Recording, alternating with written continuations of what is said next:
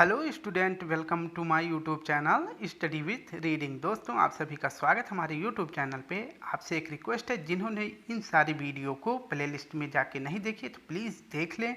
मैंने इन सभी टॉपिक को अच्छी तरीके से कंप्लीट करा दी है। दोस्तों, चलिए शुरू करते हैं आज के टॉपिक जैन धर्म। तो चलिए देख लेते हैं जैन धर्म के प्रथम तीर्थंकर आदिदेव या ऋषभदेव थे। इनकी माता का नाम रानी मरु देवी और पिता का नाम राजा नाभि था।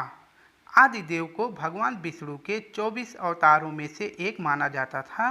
इनका प्रतीक चिन्ह बैल था। तो दोस्तों, बता दें कि आदिदेव या ऋषभदेव ये जैन धर्म के प्रथम तीर्थंकर थे। और इनकी माता का नाम याद रख लेना, क्वेश्चन पूछा जाता तो इनकी माता का नाम था रानी मरु देवी और इनके पिता का नाम था राजा नाभि। और आदिदेव को भगवान विष्णु के 24 अवतारों में से एक मानते हैं और इनका प्रतीक चिन्ह है बैल। अब हम नेक्स्ट देख लेते हैं स्टूडेंट। जैन धर्म के 23वें तीर्थंकर भगवान पार्श्वनाथ थे। जैन धर्म के 23वें तीर्थंकर कौन थे? पार्श्वनाथ थे। इनका जन्म इक्ष्वाकु वंश में हुआ था। इनके पिता का नाम राजा अश्वसेन और माता का नाम रानी वामा देवी था। इनका प्रतीक चिन्ह था सर्प। इन्होंने 4 प्रमुख महाव्रत बताए थे। तो पहला है सत्य, अहिंसा, अस्तेय और अपरिग्रह। इन्होंने 4 मुख्य महाव्रत बताए थे जो सत्य, अहिंसा, अस्तेय और अपरिग्रह है। दोस्तों, आप परेशान ना हो, अभी बिल्कुल प्रश्न के माध्यम से सब क्लियर हो जाएगा। अब देख लेते हैं महावीर स्वामी के बारे में। भगवान महावीर जैन धर्म के 24वें तीर्थंकर थे। इनका जन्म 540 ईसा पूर्व वैशाली गणराज्य के कुंडाग्राम में क्षत्रिय ज्ञात्रिक कुल में हुआ था। इनकी माता का क्या नाम था? इनकी माता का नाम था त्रिशला और इनके पिता का नाम महाराजा सिद्धार्थ था। इनका प्रतीक चिन्ह सिंह था। ऋषभदेव का सर्प था। आदिनाथ का बैल था। तो दोस्तों, आप लोग वीडियो को लाइक करें। बहुत मेहनत करके बहुत ही अच्छी तरीके से पूरा कंटेंट आपको देने का प्रयास किया है। अगर कोई सा प्रश्न छूट जाए तो क्षमा देना। तो चलिए आज के पहले प्रश्न को देख लेते हैं। जैन धर्म के प्रथम तीर्थंकर कौन थे? ऋषभदेव, पार्श्वनाथ, सिद्धार्थ या महावीर स्वामी। आपको इसमें टाइमर भी लगा मिलेगा, जिससे कि आपके पास सिर्फ 5 सेकेंड रहेगा कि जैन धर्म के प्रथम तीर्थंकर कौन थे। तो इसका सही जवाब बताएं। इसका सही जवाब हो जाएगा ऑप्शन ए, ऋषभदेव। प्रश्न दूसरा देख लेते हैं स्टूडेंट। तीर्थंकर शब्द संबंधित है ईसाई धर्म से, जैन धर्म से, बौद्ध धर्म से या हिंदू धर्म से। तो बताएं इसका सही जवाब क्या हो जाएगा। आपका टाइम स्टार्ट होता है अब। दोस्तों, अच्छे से तैयारी करें जिससे कि आपका एक सीट कंफर्म हो जाए। तो इसका सही जवाब हो जाएगा ऑप्शन बी। प्रश्न तीसरा है, जैन तीर्थंकर पार्श्वनाथ किस स्थान से संबंधित थे? देखा, मैंने बोला था ना कि बस थोड़ी सी जानकारी स्टार्टिंग में दे रहा हूँ, फिर इसके बाद प्रश्न और थ्योरी के माध्यम से सब कुछ क्लियर कर दूंगा। बस बिलीव बनाए रखें मुझ पे। देखते हैं इसका सही जवाब हो जाएगा ऑप्शन डी। जैन पार्श्वनाथ कहाँ के थे? वाराणसी के। प्रश्न 4 है, जैन धर्म के 23वें तीर्थंकर कौन थे? तो इसको स्टार्टिंग में बता दिया था। तो बताएं इसका सही जवाब क्या हो जाएगा। तो स्टूडेंट, इसका सही जवाब बताएं। आपके पास 5 सेकंड है। तो इसका सही जवाब हो जाएगा ऑप्शन बी, पार्श्वनाथ जैन धर्म के 23वें तीर्थंकर थे। अब इनके बारे में थोड़ी सी जानकारी देख लेते हैं फिर से। इनके पिता का नाम था अश्वसेन, माता का नाम वामा देवी, वंश का नाम इक्ष्वाकु वंश और इनका प्रतीक चिन्ह सर्प था। ठीक है। तो दोस्तों, ऐसे तैयारी करते रहिए, मेरे साथ बने रहिए, सब कुछ क्लियर कर दूंगा। वीडियो भी बोरियत नहीं महसूस होने दूंगा। नेक्स्ट प्रश्न है, पार्श्वनाथ ने किस महाव्रत पर सबसे अधिक जोर दिया था? तो बताएं पार्श्वनाथ ने किस महाव्रत पर सबसे अधिक जोर दिया था? सत्य पर, अहिंसा पर, अपरिग्रह पर या ब्रह्मचर्य पर। तो इसका सही जवाब हो जाएगा अहिंसा पर। ठीक है। प्रश्न 6 देख लेते हैं। जैन तीर्थंकरों के क्रम में अंतिम कौन थे? महावीर थे, पार्श्वनाथ थे, ऋषभदेव थे या मणि सुब्रत थे। तो आपका टाइम स्टार्ट होता है स्टूडेंट अब। तो जैन तीर्थंकर में अंतिम क्रम पे थे महावीर स्वामी। जैन धर्म में 4 महाव्रत किसने जोड़े थे? तो इसका सही जवाब बताएं क्या हो जाएगा। ऋषभदेव, पार्श्वनाथ, अरस्टिनेम या महावीर स्वामी। वीडियो बहुत मेहनत लगा के बनाई स्टूडेंट, बस सिर्फ सपोर्ट करते रहिए प्लीज़। इतना तो कर ही देना। तो इसका सही जवाब हो जाएगा B option B Parshvanath. Next प्रश्न देखते हैं, जैन धर्म के 24वें तीर्थंकर कौन थे? Option A Adinath, option B Parshvanath, option C Mahavir Swami, option D Rishabhdev.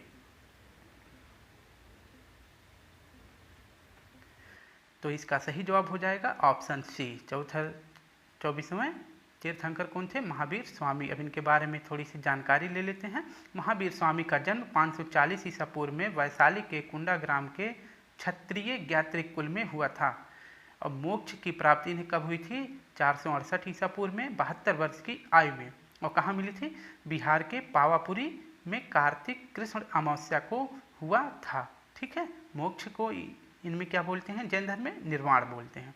ठीक है स्टूडेंट, तो इनका जन्म 540 ईस्वी पूर्व में हुआ था और इनकी मृत्यु 468 ईसा पूर्व में हुआ था। और इनकी टोटल उम्र कितनी थी? तो 72 वर्ष के ये थे। अब नेक्स्ट देख लेते हैं स्टूडेंट, महावीर स्वामी का जन्म कब हुआ था? तो अभी मैंने आपको बताया था, अगर ध्यान है तो बताएं इसका सही जवाब क्या हो जाएगा। 540 ईसा पूर्व, 563 ईसा पूर्व, 468 ईसा पूर्व, 250 ईसा पूर्व।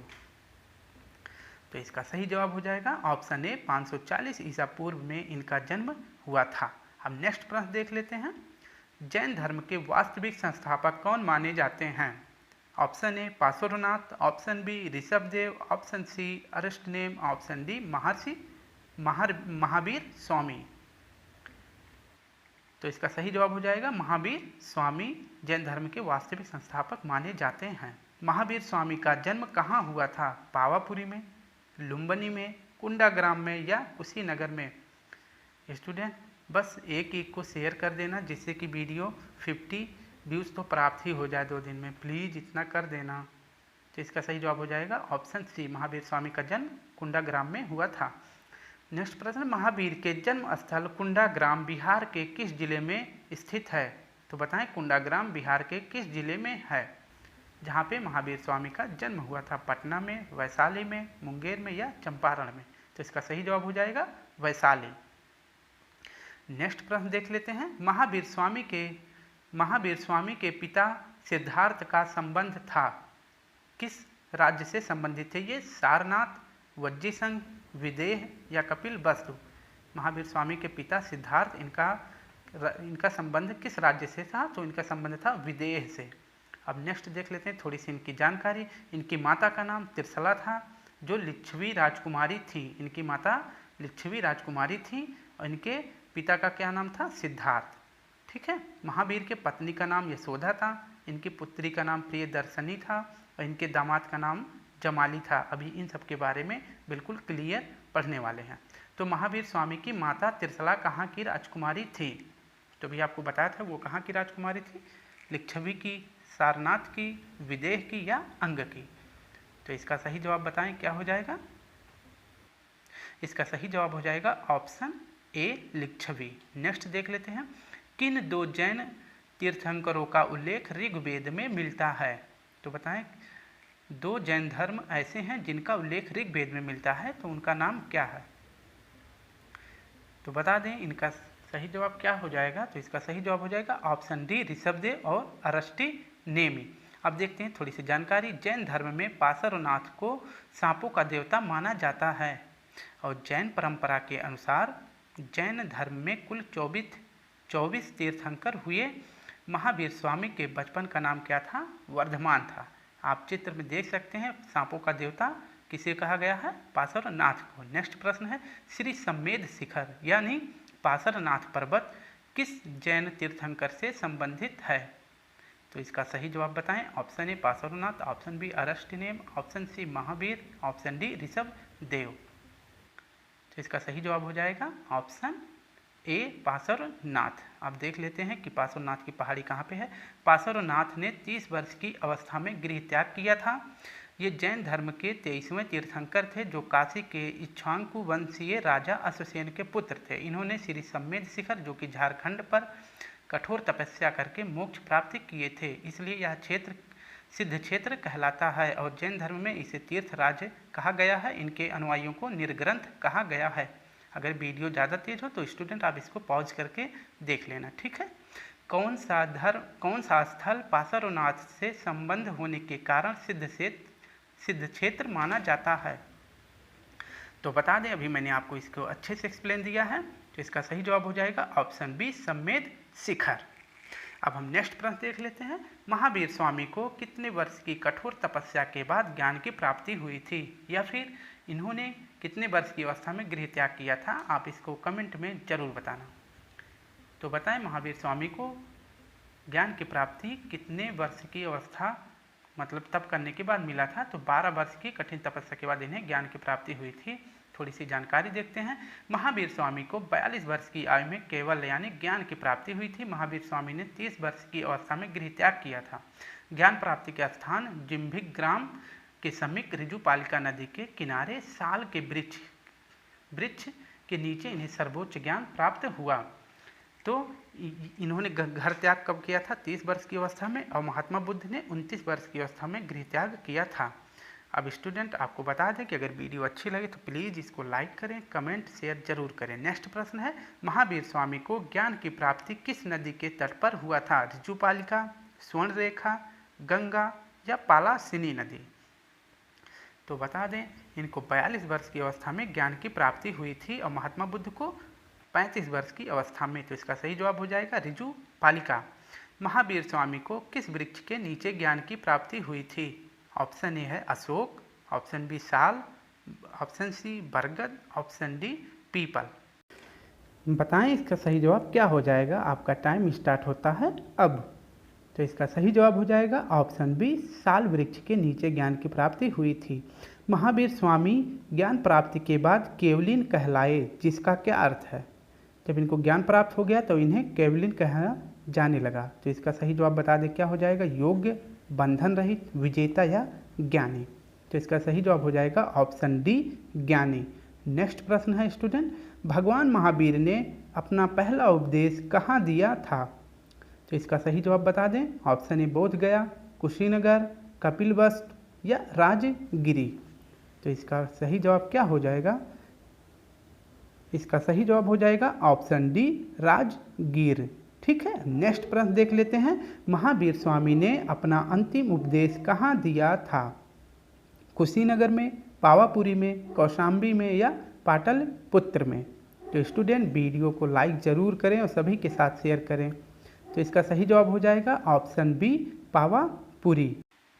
अब इसके बारे में थोड़ी सी जानकारी कलेक्ट कर लेते हैं कि महावीर स्वामी ने अपना अंतिम उपदेश पावापुरी में दिया था और चंपा नरेश ददिवाहन की पुत्री चंदना या चंदनबाला पहली जैन भिक्षुड़ी थी। तो पूछे पहली जैन भिक्षुड़ी कौन थी? तो आप बता देना चंदन या चंदनबाला। ठीक है, नेक्स्ट प्रश्न देख लेते हैं कि महावीर स्वामी की मृत्यु यानी कि निर्वाण कब और कहाँ हुई थी? तो बता दें कि इनको निर्वाण कहाँ प्राप्त हुई थी और कब हुई थी? तो इसका सही जवाब बता दें। ऑप्शन ए या बी या सी या डी। तो इसका सही जवाब हो जाएगा ऑप्शन बी, 468 ईसा पूर्व पावापुरी में। अब जानकारी देख लेते हैं। महावीर स्वामी ने जैन धर्म के प्रचार के लिए प्राकृत भाषा का प्रयोग किया था और बौद्ध धर्म में किसकी?